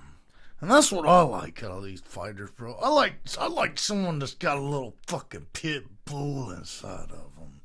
A little sailor talk deep down inside of him. Mm-hmm. Kind of like this right here. Yep. He's got one of them. Little hint of Movsar ain't got one of them, big dog. That's true. He ain't got one of them. He's got a little Russian voice in the background that goes, get it down. No, that was like an Indian voice. But you know what? That could be considered racist, and I will not do it again, bud. Okay. Yeah. All right. At any rate, I'm taking Lerone Murphy. All right, I will take Movsar Evloev. Yep. I think it's gonna look like Hamzat DDP. Yeah. That's a great. Yeah, dude. If he wins, that's how it's gonna look. Yeah, I did. That's exactly what I was actually gonna say. Hamzat Kamaru Usman, but I think DDP is probably better because Lerone does have some grappling. Yeah. Whereas, I mean, DDP did, but not when he was on his back. No. He had zero grappling from his back. Yeah. And I just feel like that's how this is going to go. Lerone's going to have zero grappling on his back. Because Movsar, dude, he's just one of those guys, man. He just makes it look like it's part of who he is. It's like he doesn't even know how to not be systematic with the way he wraps around you, brings you to the ground, and then wet blankets you. And he'll throw a little bit of strikes in there, but for the most part, he's just going to be avoiding strikes from Lerone Murphy because Lerone Murphy wants to take his fucking head off. And you got to remember, Evloev can also strike very well, but I think he's going to want to take away the striking from Lerone Murphy just to assure his win. So. That's my take. We've got a guy that has a finishing, he's almost a finishing machine versus a guy that's never had a finish at all. Evloev has. Yeah, no, he's never had one. That's dude. hilarious. He's never had one 19 single one. wins. I believe he's had 2 submission attempts in his entire 19 fight career, and we're talking about a grappler. So, with that being said, I'm excited for Lerone Murphy. I hope he can get this dub. I don't know if he's going to. Movsar is that guy but dude, I don't like seeing these guys at the top. I don't like seeing these guys at the top. Everyone goes, "Oh, so you don't like grappling?" No, dude, I love grappling. Khabib beat the fuck out of motherfuckers, dude. Khabib didn't just hold you down and just keep you there and then survive that position. Khabib beat the fuck out of you in that position. Islam beats the fuck out of you in that submission or that position. Charles Oliveira, he is constantly trying to submit you, break your bones, or put you to sleep, dude. I love grappling. What I hate more than anything is to tune into a fight of this magnitude where 2 undefeated, up-and-coming dogs, should be a dog, one of them, but we'll call him a dog just for the sake of the discussion, come together for like a King Kong versus Godzilla level magnitude event, and then they just fucking lay on someone with no submission attempts, with next to no ground and pound, with just surviving on top, brother. If we're in a real fight, okay, and people like to. I'm gonna play devil's advocate here. People always like to go, "Oh, well, if we're in a real fight, this guy will kill you." In a real fight, I think that in a real fight, that just motherfucker on the bottom might be able to outlast him. I really do, bro. I really do. And Lerone Murphy, in this fight in particular, not in all of them, but in this one in particular, I feel like Lerone Murphy's surviving. As soon as he gets the chance, he's going to kill your motherfucking ass. I don't know, man. I disagree on that one. Yeah?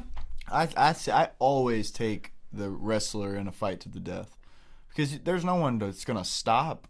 There's no one's going to stand you up. Well, once you get under him, dude, you're just going to wiggle around till you get a chance to get up? Like, no, he's going to kill you within the next minute.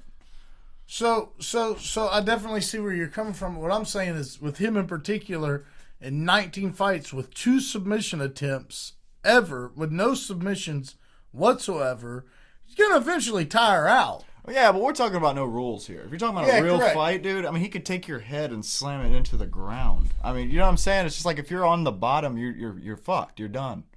There's no rounds. Fucking upward hammer you're fist done. that dude in the nuts, That's just what I would assume. I mean, obviously there's always the chance time where the guy wiggles his way out, but I feel like once somebody gets on top of you in a real fight, you are fucking done, bro. There's the chance where you can flip him over, obviously. That happens, but That's at least where I'm coming from, dude. If I was getting in a real fight, the last thing I'm letting you do is fucking get your hands on me. Yeah, bro. dude. I'm fucking picking you apart from the outside. I'll run away if I have to. Hit You are you not with getting that your arms boat on me. oar. Yeah, you ain't getting your hands on me, dog. bro. Yeah, no. Because I know it's over for me as soon as somebody grabs me. That's it. Well, at any rate, I'm taking Lerone. Now it's rant time. Ran it up, dog. It's rant time, dog. I'm sick. And I know the English fans are sick of these cards where they come and they don't bring any stars. They don't bring any even slightly almost the stars, dude. You've got MVP. That's your star. That's your one star. What does the UFC always say? What has Dana White in particular always said? And I love Dana. I love Dana White. I think he's the best thing for this company. People go, oh, he doesn't even matchmake no more. He doesn't even look at where he's taken this sport. I'm not going to disrespect the man. Okay, I'm not. But brother, I've got the right to an opinion. And my opinion is that Dana White has always said the problems with boxing is they've got one good guy that everyone knows against some fucking nobody. This whole card is fucking nobody's, man. The whole fucking card is nobody's. And of course, if I'm sitting here arguing with Dana, he's going to come out and be like, oh, Roman Dolidze's a nobody? Oh, he hasn't fought any, he hasn't. Big dog, slow your roll. The casual fan is not going to know who the fuck Roman Dolidze is. The people you're trying to reach to tune into your product that we just spoke about, we just had this conversation, they're not tuning in to watch Roman Dolidze.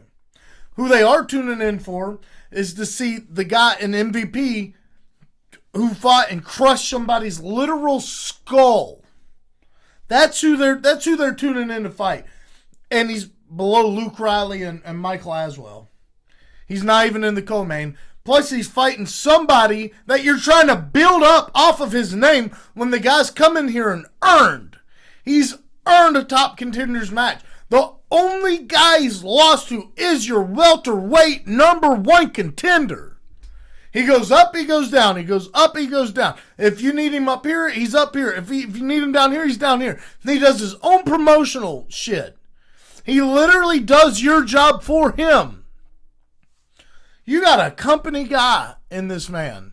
You've got a guy that's beloved by the fight community, by grapplers and by strikers, by grappling fans and by striking fans. You've got a guy that he's at the end of his career. Give him some fucking bang up fights, dude. You know what would have been cool? Chris Curtis versus fucking, if you're gonna go this route, right? If you're going to go this route where you want to, let's put him up against other people, Chris Curtis versus MVP, which would have been bullshit. Still, it would have been probably cooler than this. I mean, Sam Patterson, you know what I think this will look like? Wonder Boy versus MVP. Mm-hmm. That's what I think this is going to look like, dude. I feel like this is going to be a point fight. And I feel like they almost did it on purpose. I really do, man. Prove a point. Yeah. And it's getting old. I know they're like, oh, well, he needs to finish. That's his complaint. And if you're hearing him say it, it's because it was said to him from someone. I promise you. That thought did not just come fucking organically to that guy who's finished abundance of people. Who, dude, we tune in to see these fights, even if they go to a decision. We tune in. Fucking, what's the gentleman's name that just broke his jaw? Harry Hardwick. Harry Hardwick. If you had a Harry Hardwick and the freaky Rahiki guy, if that fight went to a decision, are you mad at him, UFC? No. You're not mad at him, dude. Fucking point blank simple.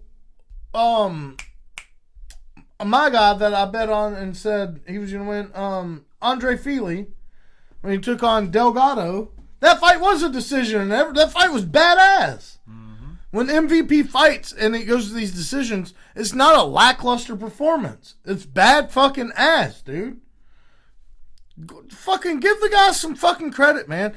If he's not going to fight a top contender, he already beat Jared Cannonier when Jared Cannonier was fucking like a number 6 flavored individual.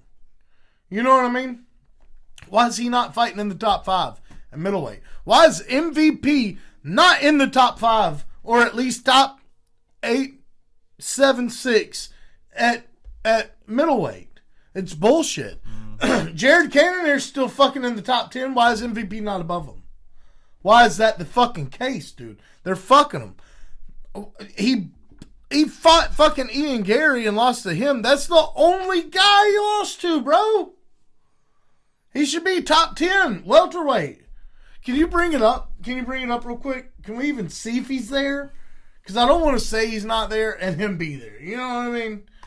I feel like he needs to be there. And anything less than top 10 is just bullshit, man. It really is. And me as a fan, I'm getting sick of it, dude. I'm getting so sick of it. Yeah, let's see. We got it pulled up, ladies and gentlemen. No way. He's number 13. He's number 13 with Uros Medic above him. Gilbert Burns above him, bro. Now, you know what? Gabriel Bonfim should probably be above him. Buckley, Edwards, Usman, cool. Get that. But, dude, MVP should be above Gilbert Burns and Uros Medic. He should be. He should be number 10. And in this fucking middleweight over here, he should be number 9. You know what I mean? 10, at least. He should be 10 on both of them. There you go. Problem solved. Put him on both of them, bro. If you guys are going to keep moving him like that, dude, put him on both of them, dude. Because that's where he deserves to be. He's earned that. And that's my take, bro. You know? Dude, you hit on something earlier that I liked. Leon Edwards versus Michael Page. That'd be fucking sick. Where's that fight at, bro? You know what I mean? I know. Robert Whittaker versus MVP. Where's that fight at, bro? Yeah. You know what I mean? Mm-hmm. Could you imagine a Kyle Bahayo versus MVP? Dude, that actually would be insane. You know what I mean, dude? Leon Edwards, fucking Michael Morales, dude. They wouldn't do that. I know they wouldn't. Jack Della versus MVP, bro. You know what I mean? Dude. Yeah, we're sick of it, dude. Treat the motherfucker like he's something, because he is, dude. That's a good asset to have in this company. And he's not going to be here for much longer, and I think they're banking on that. They know that. They're like, yeah, fucking, this guy's not going to be around much longer. But he beats, in my opinion, he beats Medic. He beats Burns. I really couldn't tell you if he beats Bonfim or not. I really couldn't. That could go either way. I feel like he beats Buckley. I feel like he beats Edwards. I feel like he beats Usman. I don't know if he beats Sean Brady. I feel like Carlos Praches could go either way. I feel like he beats Bilal. I feel like he beats Morales. And we know he's not going to beat Ian Machado Gary without a fucking going to Dagestan 2-3 years and forget. And I feel like he beats JDM. You know what I mean? Mm-hmm. Yeah, they need to fucking hook this dude up. Right. They have every reason to, every opportunity. Yeah, it's bullshit, dude. It's bullshit. It is. That's it. That's it. Sean Strickland versus MVP, dude. I feel like that that goes horribly wrong for Sean Strickland. Yeah, dude. I feel like Sean Strickland would just get jabbed the whole time, and he'd be trying to jab back, but he'd already be on the other side. They'd force Sean to come out of that Philly shell, bro. I'd almost say Sean would have to start fucking wrestling or something. Oh no, dude, we said the same thing when he fought Izzy, and look what he did to Izzy, dude. True. But I think that was a fluke, man. I really think Izzy, something was up with him in that fight, dude. You know what? I think it was. Who was the guy earlier that we were talking about that just won and kind of got comfortable winning? Oh, Ion Cutelabe? No.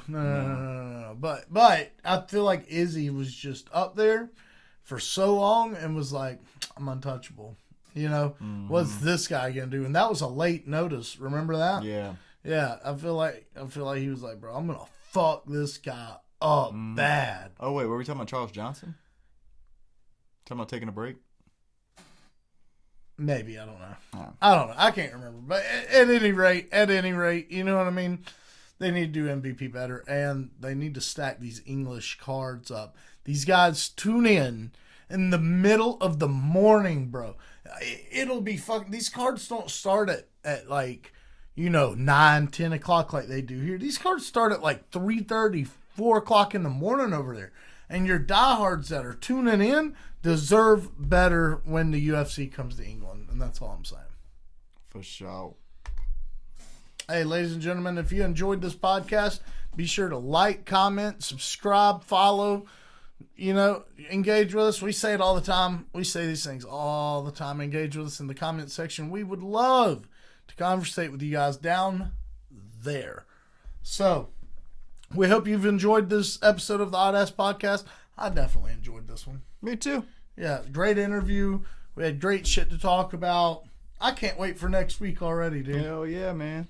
Already. I'm pumped. You know what? Let's pre-record it. Let's pre-record let's do it. We'll All right. pre-roll it. We're going to pre-roll it. 3, 2, 1.